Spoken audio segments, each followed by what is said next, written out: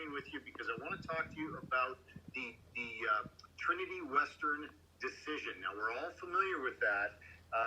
We're all familiar how that didn't turn out very well for the faith-based law school that Trinity Western was proposing starting in the province of British Columbia. But you may not know this part of it, so I'm going to tell you a little bit of a story here, that things that went on behind the scenes. Okay, we've got a gentleman by the name of Simon Fish. Now, again, remember, I'm putting his picture up here and his name. It's not because we're trying to vilify anybody. We just want to make sure that he's key to some of the activities that went on behind the scenes, and I want to make sure that we're aware of who he is and some of the things that he's done, along with others. So we've got the Bank of Montreal Board of Directors. Simon Fish is a member of the board. He's an executive vice president, and he is the general counsel. As a matter of fact, he's not just any general counsel in Canada here. Back in 2013, just move this out of the way here. Back in 2013, Mr. Simon Fish was the winner of the 2013 Canadian General Counsel Award, and he, in fact, was found to be the best in-house lawyer in Canada. Now, what that means is that means that you've got these big companies like Bank of Montreal. They've got over 80,000 employees worldwide. They don't just, when they need a lawyer, they don't go out and rent one. They actually own lawyers. They have lawyers that operate inside their organization. They have an in-house counsel. They have an office that has tons and tons of lawyers in it. And he is not only the best lawyer within Bank of Montreal, but he was the best lawyer, in-house counsel lawyer in all of Canada in 2013.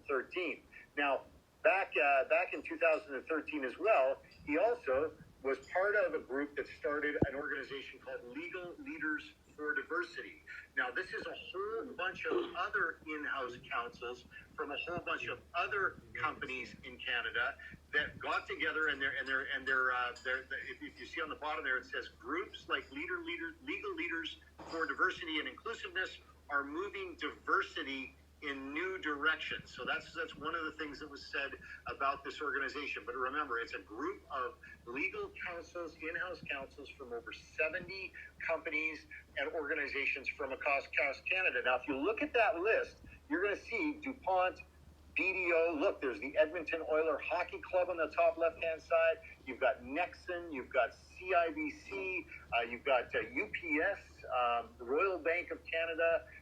You've got Chevron, where you buy your gas, Kellogg's, the breakfast cereal you eat in the morning. These are big corporations from all across Canada that have general counsels within their organizations. They all got together to form this organization. Now, what do they do? Well, one of the things they did was back in August 16th of 2013, as you'll see in that circle above, that's on Legal Leaders for Diversity letterhead, they wrote a letter to the Federation of Law Societies of Canada and basically expressed their displeasure at seeing a faith-based law school like Trinity Western making their proposal. They took exception with one line that was within their what's called the Community in Covenant document that people were required to sign at Trinity Western University. So they had asked that the Law Societies of Canada actually do not honor their application to establish this law school. They also sent a letter a short time later,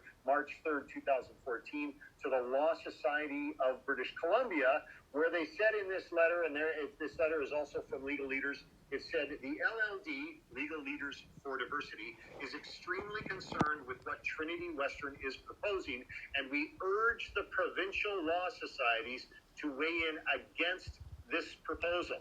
So they also said said that they wanted to have this meeting established where they would be able to lobby the actual law societies and actually go put it to a vote. So on June 10th in 2014, at a special general meeting, this is all of the lawyers with the Law Society of British Columbia,